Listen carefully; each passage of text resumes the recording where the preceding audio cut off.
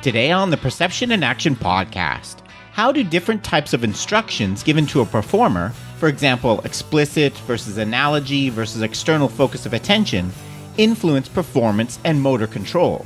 So it's time for a call to action. Hi everyone, this is Rob Gray from Arizona State University and PerceptionAction.com. Welcome to the Perception and Action podcast, where I discuss how psychological research can be applied to improving performance, accelerating skill acquisition, and designing technologies.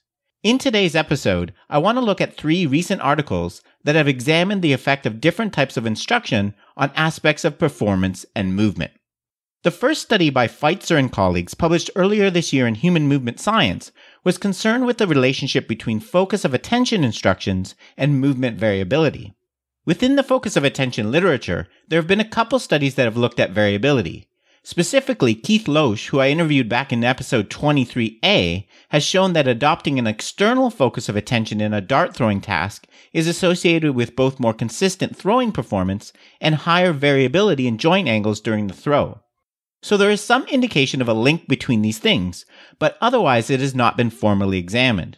To address this question in more detail, Feitzer and colleagues used an uncontrolled manifold analysis to separate good versus bad variability. I talked about UCM analysis back in episode 95, but the basic idea is separating variability in movement into 2 categories. Performance irrelevant variability along the manifold, which does not affect performance outcomes, and performance destabilizing variability orthogonal to the manifold, which moves you away from the performance outcome you're trying to achieve.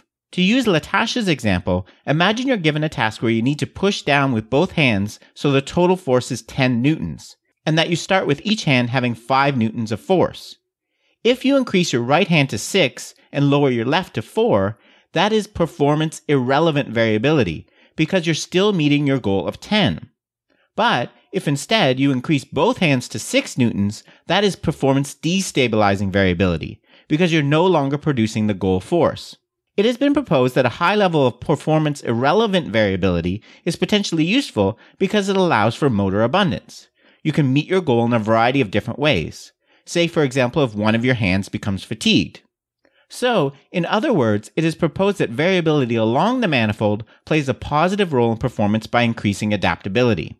If we do not have enough of this type of variability, it can indicate a very inflexible, stereotype type of movement execution. Along with the evidence I've talked about on previous episodes, a finding that is consistent with this proposal is that aging and certain neurological disorders are associated with a smaller proportion of performance irrelevant variability along the manifold. In the Feitzer et al. Study, the task was hopping in place, trying to land on the same location every time.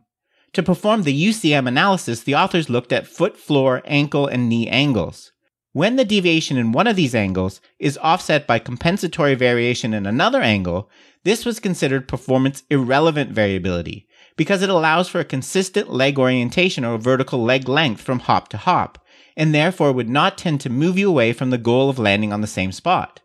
Performance destabilizing variability, on the other hand, occurred when a deviation in one of the angles was not offset by a compensatory shift on one of the other angles. 35 healthy participants were asked to perform one-footed hops with the goal of ensuring their toe landed in the same place every time. Every participant was tested in 3 different attentional focus conditions: a neutral condition, which involved the instruction "please hop in place", an internal focus of attention condition, which used the instruction "please hop in place, focus on your toe landing in the same place every time", and an external focus of attention condition with the instruction "please hop in place, focus on landing on the tape every time". The neutral condition was performed first by every participant with the order of the 2 other conditions counterbalanced. This was done in an attempt to prevent any carryover effects. More on that in a second. Hopping performance was quantified by measuring both the deviation in landing locations from the centroid of location and the distance between consecutive hops. What was found? The deviation in landing location were significantly lower for both the focus of attention conditions as compared to the neutral condition. Inconsistent with previous research, there was no difference between adopting an external versus an internal focus on hopping performance. Interestingly, there was a very strong order effect, with participants that went from neutral to external performing better than those that went from neutral to internal. What about movement variability? For the performance irrelevant, that is potentially good variability, there was essentially no difference between any of the conditions. However, there was an effect for the quote-unquote bad performance destabilizing variability. This type of variability was higher for both the internal and external focus of attention conditions as compared to the neutral condition. So basically the results were close to the opposite of what might be predicted. Okay, so what to make of this study? Well, first we have a problem in that the effects of the focus of attention on performance are not all that clear, and the superiority of an external focus found in the bulk of previous research was not replicated. This seemed to be related to the order effect I mentioned earlier. For participants tested under internal before external, 75% had better hop location accuracy under an external focus as expected. However, in participants tested under external before internal, 30% of participants had better hop location accuracy under external as expected, but 60% of participants had equally good hop location accuracy under both foci. I think all this relates to a critique I've had on this area for a long time. When you simply ask a person to adopt a focus, you have no way of knowing whether they're actually doing it or not. It sounds to me like many of the participants got comfortable with a particular focus strategy and ignored what they were told to focus on in the next trial. But either way, it makes it hard to interpret the relationship between focus of attention and variability when the attentional effect itself is so messy. The second study I want to look at is one published by Bob Rudnicki and colleagues earlier this year in the Psychology of Sport and Exercise. This study was concerned with comparing the effects of using explicit instructions about how to perform a skill with the use of analogies, and addressing some limitations with previous research on this topic. I talked about the use of analogies back in episode 16, but they're basically biomechanical metaphors designed to succinctly convey the movements involved in a complex motor action. A commonly used example is the analogy instruction, imagine you're reaching up on a high shelf to get a cookie out of a jar to teach the movements involved in a basketball free throw. As proposed by Rich Masters, analogies could be beneficial because they restrict the accumulation and manipulation of verbal, rule-based knowledge during performance. That is, they promote implicit learning. Although learning by analogy is a very appealing idea, the authors of this paper identify some important limitations with previous research in this area. First, reviews of the literature have shown that there are somewhat inconsistent findings as to whether or not analogy instructions are superior to explicit instructions, in particular in terms of preventing choking under pressure. A second issue concerns the comparability of the two conditions used in previous research. As an example to illustrate this issue, consider the instructions used in the Lamb et al.'s 2009 study of basketball shooting. Note, all the instructions I'm going to mention were given before the first trial. The instruction given to the participants in the analogy group was just one phrase: shoot as if you're trying to put cookies into a cookie jar on a high shelf. Conversely, the instructions given to the participants in the explicit group were as follows: support ball with the hand of your non-shooting arm. Keep forearm vertical before shooting. Shoulder, elbow, and wrist should be in line with the rim before shooting. During shooting, ball should move from below the chin upward and forward in the direction of the basket. Extend elbow fully at ball release. Follow through by snapping wrist forward so that the palm of the shooting hand is facing downwards. Release ball with your fingertips. And finally, hold follow through. Keep wrist firm until the ball hits the rim. As Bob Rudnicki and colleagues correctly point out, there are some problems comparing these conditions on a theoretical level. First, the working memory demands for holding the 8 phrases for the explicit group in memory would certainly be expected to be much higher than for the 1 phrase in the analogy group.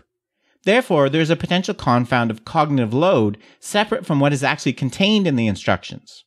Second, the explicit instructions include mention of what to do with the body before and after the shot, while the analogy only refers to the actual execution.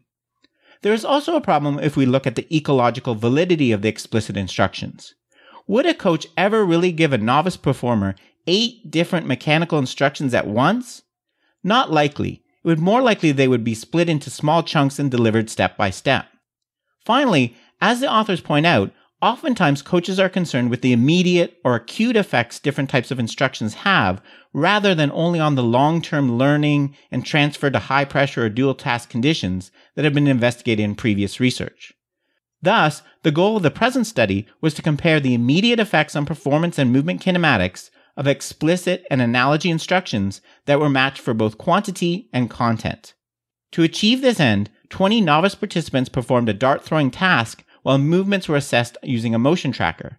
It was a within-subjects design so that all participants performed the task in 3 conditions: a baseline with no instructions other than try to hit the bullseye, an analogy condition, and an explicit instruction condition. The order of the final 2 were counterbalanced across participants. Both the analogy and explicit conditions had 4 instructions each. For each condition, participants received a single instruction statement before the initial throw, then another one every 3 throws thereafter. The instructions were as follows. Analogy. 1. Grip the dart as if it were a potato chip. 2. Move your arm like a catapult to throw the dart. 3. Follow your hand all the way through the throw like a basketball player finishing a shot. 4.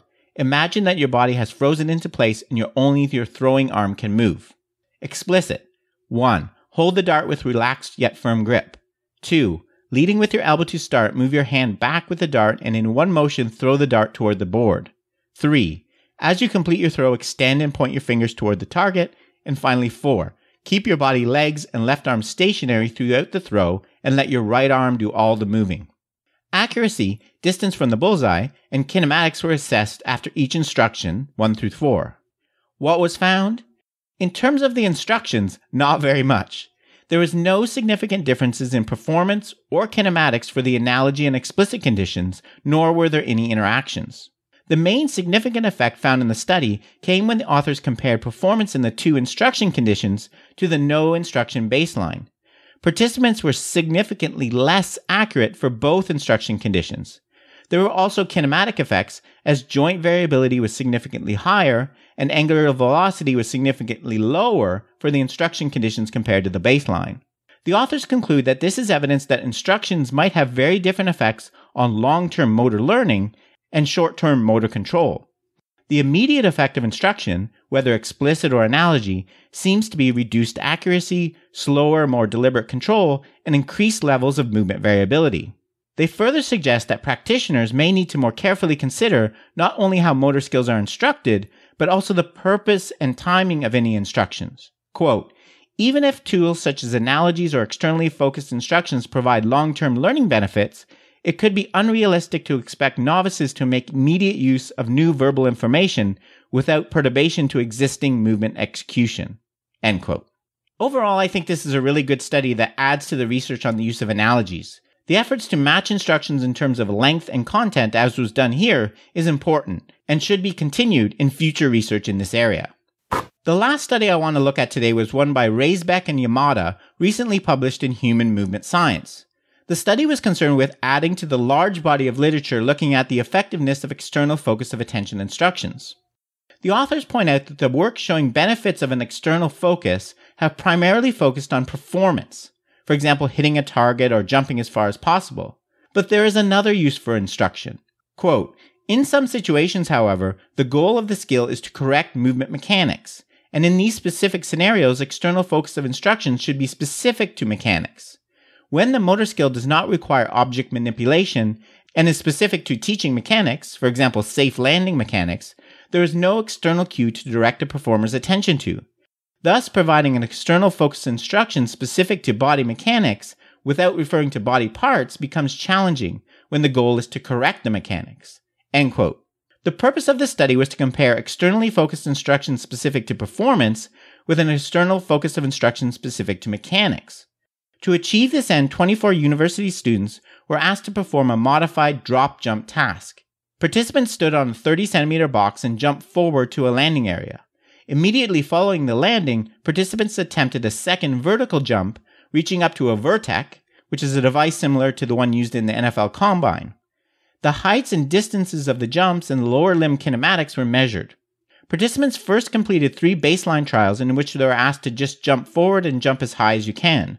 Participants then completed 3 trials counterbalanced across participants using external focus performance and external focus mechanics instructions. For the external focus performance condition, participants were reminded, quote, when jumping vertically, focus on the rungs of the vertec, reaching as high as you can, end quote. For the external focus mechanics condition, participants were told, quote, when landing from the box, focus on pushing the red tape forward and pointing the green tape forward. What was found? In terms of jumping performance, the jump height was significantly larger in the external focus performance condition than in either of the other two conditions, with there being no difference between external mechanics and baseline. In terms of landing quality, the results were exactly the opposite, in that an external focus on mechanics was most beneficial for improving landing mechanics, while the other two conditions were no different. For example, the maximum knee angle was greater in the external focus mechanics condition. While these are interesting effects, I think there's a major problem with the study that clouds the interpretation. Specifically, if we compare the external performance and external mechanics conditions, there are other differences that could explain the results. Namely, the distance and the direction of the external focus used. Reaching towards the vertex involves a far focus and a towards direction. Pushing away from tape on the ground involves a near focus and an away direction.